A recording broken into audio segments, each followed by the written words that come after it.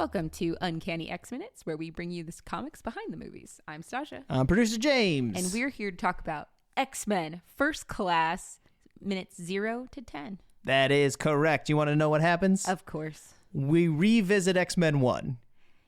That was crazy. I forgot that that's how this movie started. And I was like, wait, did they just reuse the footage? And it's like, no. No, Anyway, they did sorry. not. Go on. So we get an expansion on Magneto's Nazi concentration camp days. We also get a small scene of young Professor X meeting young Mystique for the first time. And then we cut to a present-day Magneto in Switzerland. Mm-hmm. In 1962. Yes. Because this movie's kind of weird with time. Yeah, this is we're starting to be a little flexible with canon. Yeah. Is what's going on, both with the comic books and with their own canon. Yeah, which is the weirdest part, I think, is that they're inconsistent. However, I will say the X-Men First Class comic books also kind of flexible with time. That's right. It is one of the least canon books I've ever read. So there is an X-Men First Class comic that's not based on this movie, that Right. it's its own thing, but it is basically a reimagining, like a retelling of what Silver Age comics are like in more modern day. I actually wouldn't exactly call it a retelling. I think it's more of like A the lost revisit. years. Yeah, that's a good way to put Because it. it says at the beginning of the first issue, there's 2 runs of this, obviously, because of course there were. We can't just be simple. Nope. It's X-Men First Class, there's the 2006 run, and then there's the 2007 to 2008 run. But at the beginning of the 2006 run, it says at the beginning that it's like, oh, here's what was happening between the pages, between the Yeah. adventures that you know about. Yeah, because it's not like they took issue number 14 and redid it. Right. They don't. And They do that in classic X-Men. Isn't that what it's called? Yeah. I guess I meant more. Here's a new run in the old lineup. yes. But as we mentioned with time, it's modern. It is modern. It's like the 20th century. They have a reference to Xbox. Yes, they do. Right away. That alone will tell you that they're a little more modern. Yeah, it's very strange. It's an interesting choice. Doctor Strange does show up. You're right. He does. There's a lot more like crossovers, and it's fun. It's Thor, fun. It's Doctor Strange, like the Fantastic Four.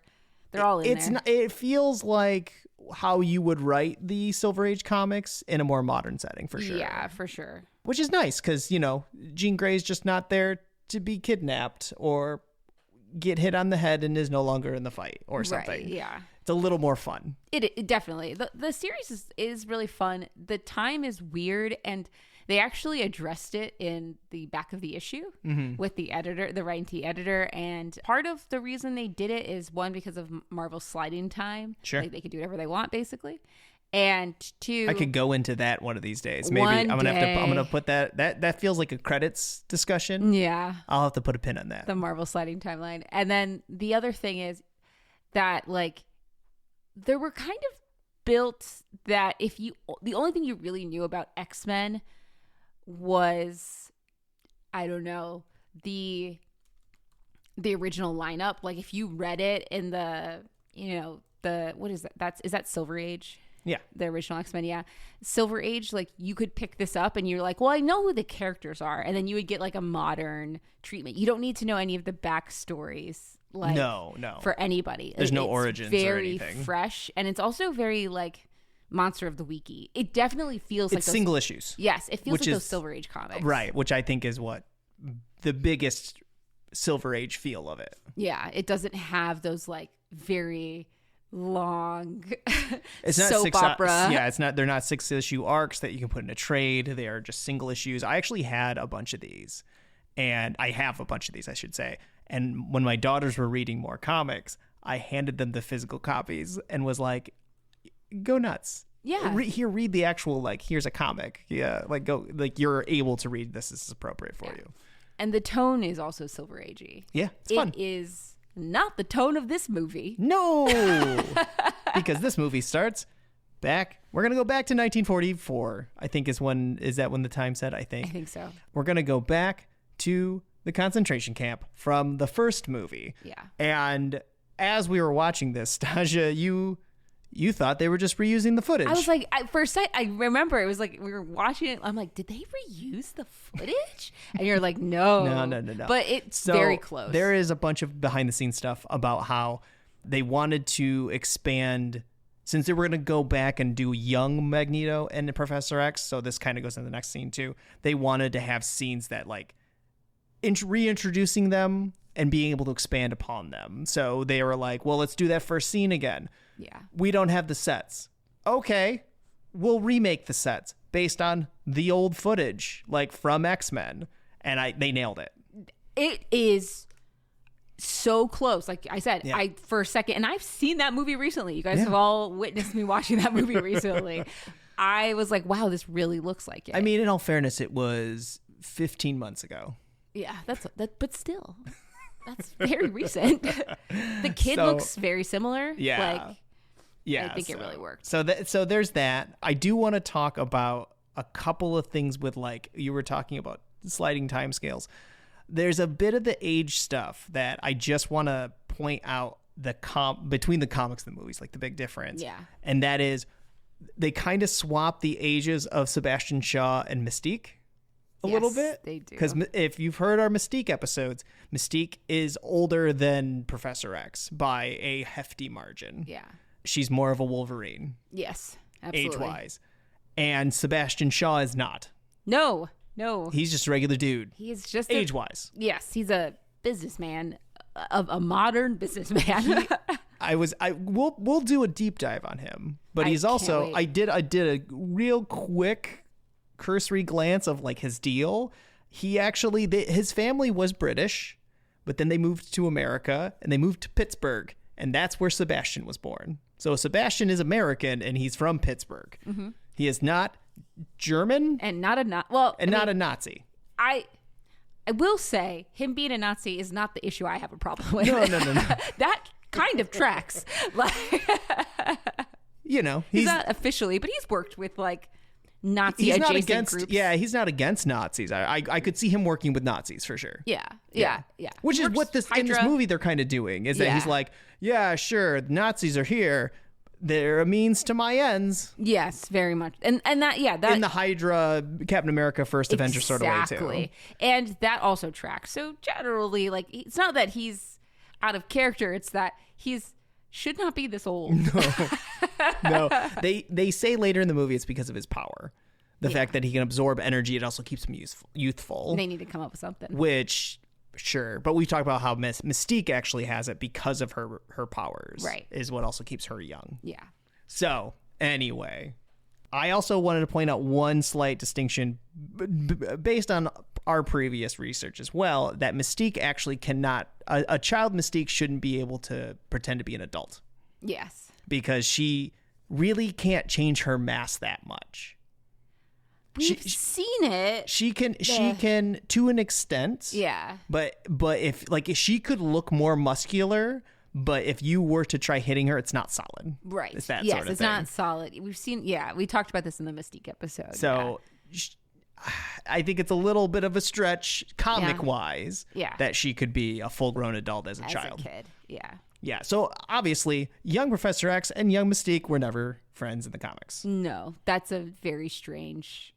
And Magneto did not run into Sebastian Shaw. No. As a child. We'll go into that whole thing, but that I just want to put that out there. Yeah.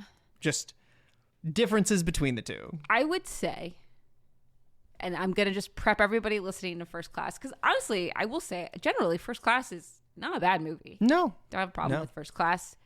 This, though, the issue of First Class is the issue that will persist starting from this movie, I think, moving forward. It's the centering of Mystique and the changing of her age and this whole making her the main character, fatal error moving forward. This is one of those classic Hollywood traps. Yeah. Where we got Jennifer Lawrence. Yes. Who was real hot in Hunger Games. Yeah. And we got her for this. And now she's going to be a fan favorite. So now we have to focus everything around her. Yeah. I think when they it's originally kind of the Hugh Jackman her, problem too. Yes. It's except for Wolverine was already a more popular character Yeah. at the time, and that's fine. And Hugh Jackman nailed it. Right. Knocked it right out of the park. So obviously they're going to keep focusing around him, which after a while you need to be like, dude, you need to stop this. It's embarrassing. It's like the movies didn't learn the lesson from the comic books.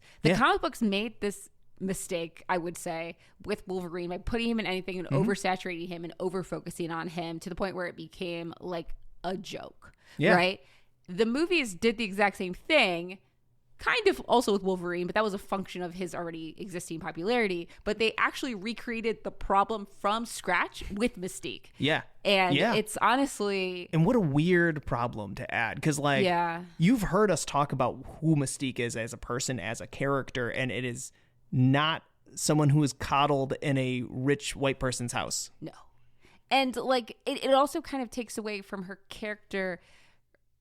her villainous aspect, which obviously they're going to move away from because she's going to be a main character of a comic book series. And so she's going to be a good guy with maybe some great, she's going to be a Wolverine and not a Mystique. Mystique and Wolverine are not the same character. They share a lot of traits, but they end up on the opposite sides of the spectrum. We've discussed the comics where that happens. Yes. And like, it's fundamentally getting her wrong in ways like that affect what makes sense here, like for this character. Now, if you could go back in time and magically swap Mystique out for a different character, still a love interest with Beast, still a like childhood friend to Professor X, who would you change it to? The problem with that is the age thing is so weird there. Why is she the same age? Like Beast and Professor X being the same age. That's not a thing in the comic books. No. Like they should not be the same age. No. I think if you're going to, I would be interested in like a Calypso, perhaps. Okay. I don't really. It's hard because like once Silver Age hits, everything past Silver Age is new. Right. You know, I think it's hard because Professor X doesn't really have like a friend like that, short of Moira, right? Which she is in this movie. I mean, and that's I think actually part of the issue is that they're centering a character that is like of a peer to Professor X. Yeah. When you look at that's true. That I guess he doesn't have peers like that. Right. And it's, I mean, he does. It's Magneto. Right. It's Magneto and a little Moira at times. A little bit of Moira too. Yeah, absolutely. But generally. But it is Magneto. Yeah. He should just be meeting Magneto. Yeah. I guess, honestly, we probably don't even need that whole subplot. We do not need him he should be searching for mutants right off the bat. Right. And we'll get into what he's doing next week. But. Yeah. Next week. It's also like interesting because of the tone of this movie. Yeah. Like, you know, like with Mystique, if you must have a love interest, I suppose, I see how you landed on Mystique, right? Yeah. Like, but it is kind of weird for her to be both a love interest. It's a weird, she's playing a weird role. For sure. The age thing is very fuzzy because like in First Class, even in the originals, those issues, like there is a significant gap in age. Obviously, Bobby Drake is much younger than everybody else. Yeah. But Professor X is still like older. Yeah. Though he does say in one of the notes for so in First Class, they kind of start with these yearbooks with the pictures of everybody, and they have little notes, and every issue has a different person who like wrote on it. One of the notes is that Professor X writes that like, oh, when I look at Bobby, like he seems younger and younger. And then there's another note with Beast being like, he reminds me of myself at like my age, even though we're not that different in age. Yeah. So even in the First Class comics, they are kind of like, I don't know if they were trying to refer to this movie, if they were being influenced by it, because I don't know what year did this come out, because that is from 2006. I think 2011. 2011. Okay, so maybe that is something that in that run, technically he does say that he is closer, like they're closer in age. I feel like if he's going by Professor X and he's training people, he was bald at a young age. So the baldness is not, I mean, that is canon. He was bald at a young age. He's probably mid to late 30s, early 40s. If we want to be generous, we'll say early 40s. Right. And the rest of the crew in the Silver Age is like 16 to 18. Yeah, see, that doesn't seem... That's still a significant. Right. So I think in the first class, because that it's set in the 20th century and everybody's kind of ages around, he could be actually closer to age in that, maybe? Yeah, that's what I'm wondering is I think they're trying to make him in his 30s and they're almost in their 20s. And then you're 20s, like, well, that's not too much. You know, like, because if you're in your 30s and someone's 20, you're like, we're not that far apart. Yeah, that's fair. I could see that maybe. The opening scene reminds me of a comic called Magneto Testament. And it is a retelling, or not I guess a retelling, because there are instances of him in the concentration camp in different like Claremont books and whatever. This is nothing but him in his time, basically before World War II starts till after it ends. Yeah. It's written by Greg Pak, and it is like they were trying to make it as accurate as possible for what a Jewish family would go through during the Nazi occupation. And it is not a light book. No. It is not a superhero book. No. It is a harrowing book, and it's fascinating. Yeah. It matches the tone of the start of this movie. Absolutely. Yes. They even went so far as to have research done to make sure it is as accurate as they could make it. I think like a good example of like how detailed and how slow these books are, at least in my perspective, is like there's scenes where he's a kid and he's like making, I think it's like a necklace, like out of scraps, like with his dad. Like it's like a family, like. Well, it's what happens to his family as well as him. Yeah. We discussed this slightly in I think our very first episode, but we said we would go back into it more detail, and this is it. Mm-hmm. He doesn't get a power surge like in the movie. Right. He doesn't have a moment while he never gets a moment that I have seen where it's like the power activation like everyone else does. There is the one with later with his wife and the daughter. When they die, there is a power activation, but it's not really at that point. It's already been activated because he's an adult, and this book does a good job, I think, of showing it more like a passive ability and not like an active one. Like it's like he knows where metal is, and there is a couple instances where he does manipulate metal, but it's not in like a master of magnetism type of way. Yeah, it is in very subtle ways that if you're not paying attention or you don't know who Magneto is, you wouldn't think it's a thing. They do a good job in the art of showing like metal shining, like little glinting effects to show it's metal, one, and that it's affecting him in some way, shape, or form. Mm-hmm.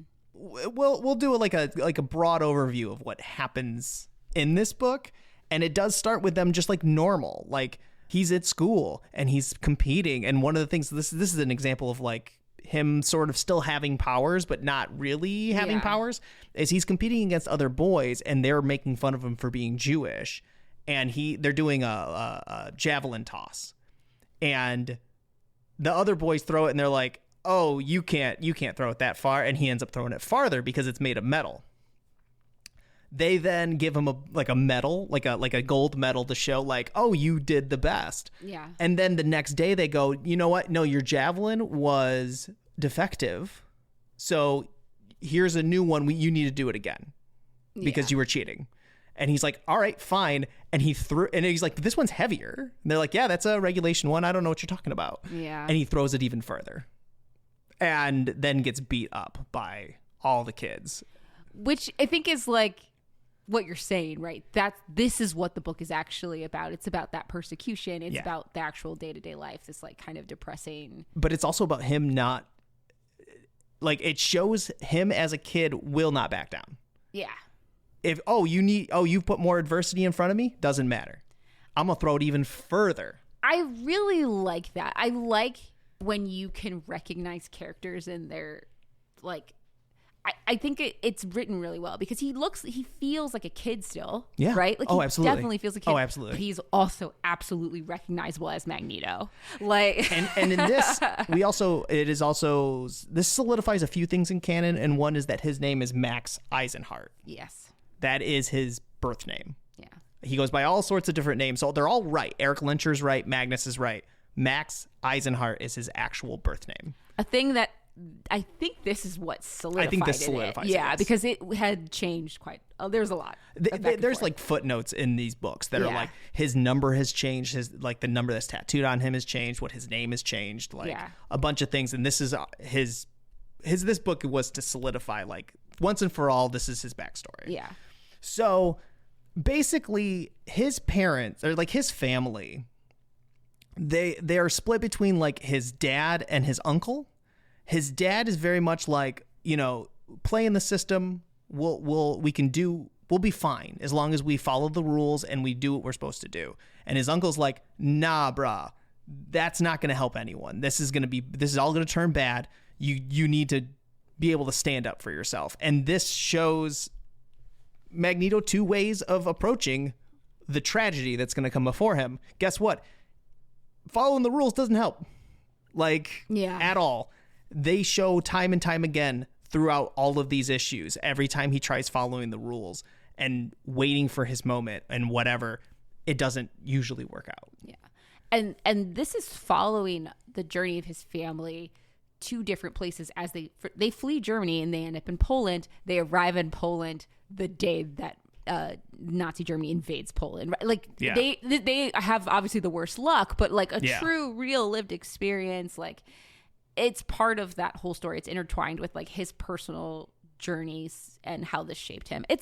I think these are really well done, if not very well done. So depressing. Oh, they're so depressing, but because I mean, when you read a comic book, you want it to follow narrative storytelling, and there's always a happy ending, and you can guess what's going to happen next. Yeah. But this is historical storytelling. Yeah, and you also know what's going to happen next, and you know it's generally pretty bad. Yeah, exactly. They end up getting arrested, or I guess not arrested, but like gathered up and put into concentration camps, and they're put into ghettos first. Yeah, where they're then starved. Right. Their rations get cut, and he ends up like, this is another instance where it's like, oh, well, Max can find coins where no one else can find coins because he knows where the metal is. You know, it's little things like that aren't super obvious because they don't show him like levitating or anything. There's a Magneto run I ended up reading where they do show some panels of him like levitating screws. But this book does not do that. Yeah. So like, I guess canonically he did have a little bit of control,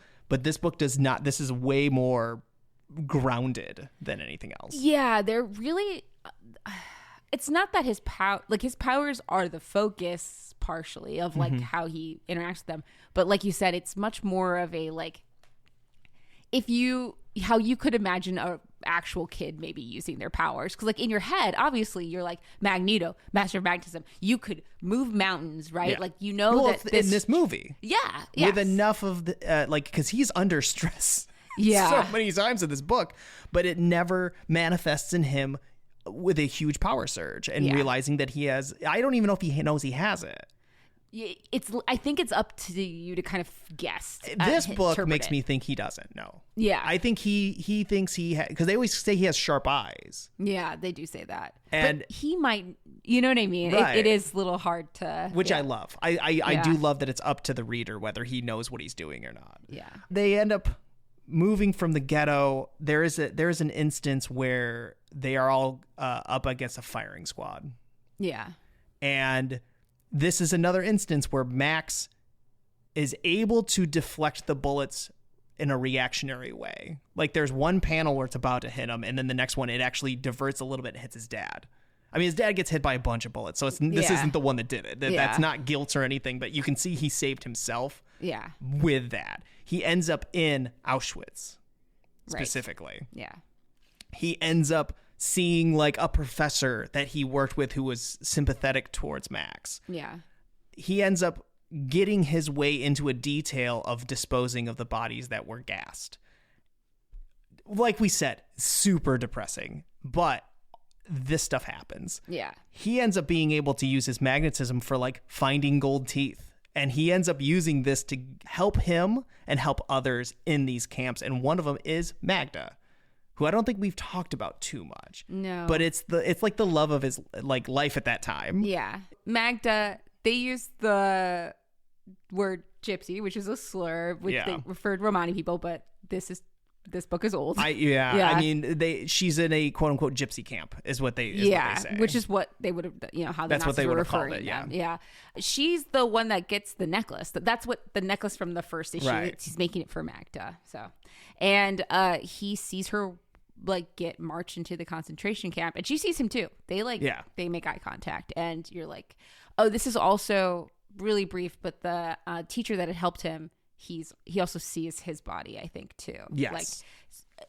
again, like these are kind of like the movie where his mom dies before his eyes. Like that is like kind of where this book is coming from too. It's like he's seen a lot of death of people that he loves, and like he's been put in this like very impossible, horrible situation, and he still doesn't have his like Magneto powers. And I think as the reader, were you waiting for, by the time like we're getting to the end of this run, there's only 5 issues, but like did you feel like you were waiting for the power surge? I think I had read this before, and I think I remember reading it and being like, there's nothing superhero about this book. Yeah. I think I remember that specifically. And you were just like, I was along for the ride, but yeah, it feels like there should be some big thing at the end, but there really isn't. I mean, the big thing is him escaping with Magda. Yeah. And that's it. Right, because he uses those gold teeth to bribe the guards to make her safe. Yeah. So it's little things like that it almost gives him a leg up,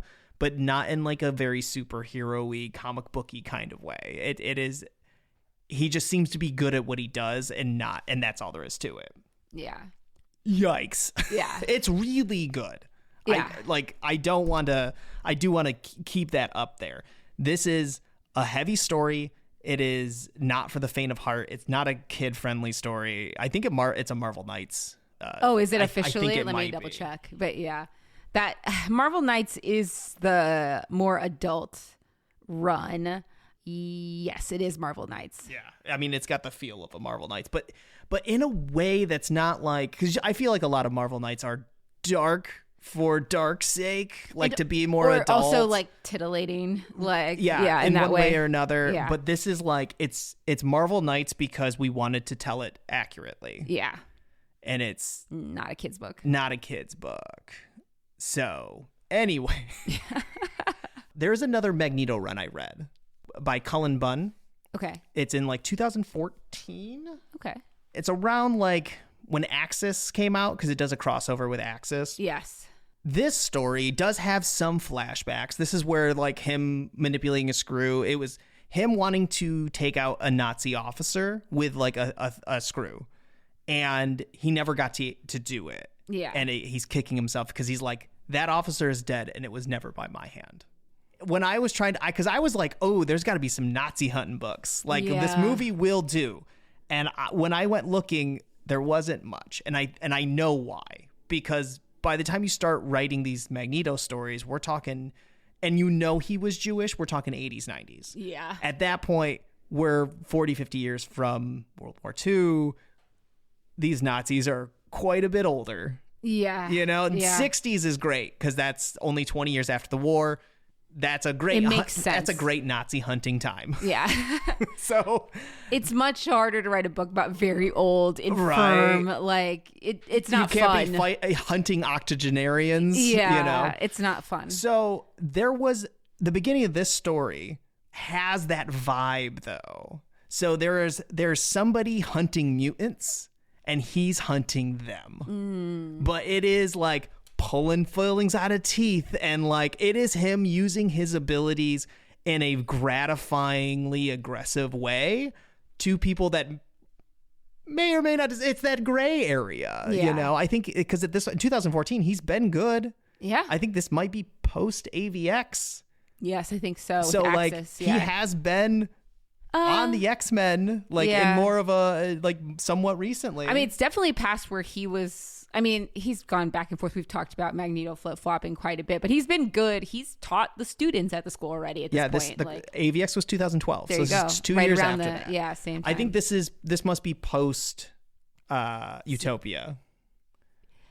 This is like... Because AVX, I think, was like the last gasp and of then, Utopia. Yes, it was. And then like you have Secret Wars in the 2014 run. Probably. Yeah. The Secret War might happen at the end of this, Yeah. or like later in this run. But it is, he starts running it. I mean, I won't go into the whole thing, but if you want the vibe of what this movie has, that's a good one. His powers aren't 100%, but his anger is still there. But it is more towards hunting those that are going to harm mutants and less Nazism. But definitely kind of giving that same feeling that this movie absolutely. is giving. Which makes sense if it came out in 2014. Because I'm sure Right. that other people went That's to the thing. comic books looking for that kind of Magneto story. And do you find it surprising that they never wrote one in the...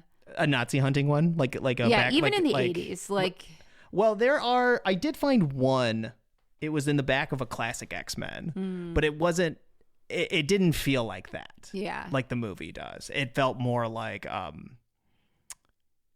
him grasping with how you deal with people who are... It was a little more nuanced, I think. A little bit more nuanced. I didn't dig too deep into that. I was Yeah. more... No, I wanted that more of the makes sense. exciting, like, Yeah. we're hunting people who hate us and for no reason. You Right. know?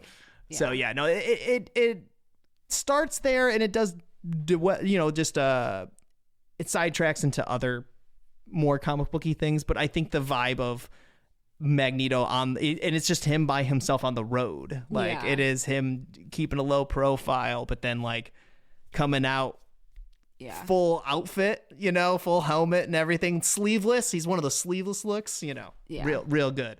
It's a little more jacked, but like a stockier version. I hate sleeveless Magneto. Sometimes, well, when it's too overdone, it's just a little goofy. He kind of looks like a wrestler. A little bit. This is like his black outfit. Yeah, the black and white. It kind of looks like the Punisher a little. A little bit. Yeah, which I guess is kind of what they're going for. A little bit. Yeah. He's also shaved head in this too. I need the long hair. Oh, yes, but for this it feels no, it makes right. sense. Yeah. But yeah, no, the first image they really give you in the book, they're talking about him confronting someone and pulling out his fillings to get information and then replacing it with like stop signs. So it's just like a guy in the middle of the street with just like stop signs through his head. It's very brutal. graphic. Yeah. It's brutal, but it's not glorifying what he's doing. Like, it is supposed to be a little disturbing how far he's going. Yeah. But interesting. I'm gonna probably keep reading it. But okay. The problem is I downloaded a bunch and was reading it offline, and then I hit one that was like, it was the Axis crossover. Yeah. And they're like, oh, to be continued in Uncanny Avengers, and I went, wait, what? So I have heard that this run doesn't really get a proper ending. Oh, I'm sure it doesn't. Yeah, because of Secret Wars. Yeah. Yeah. Yeah. So if you're looking for it, that's what I would suggest. At least, the first, the problem is there's not like a proper arc. Like there's always a to be continued. Sure. But it is interesting so far. Okay. That's a new one. All right. Well, that's it. This is Sasha. This is producer James. And we'll see you for the next time.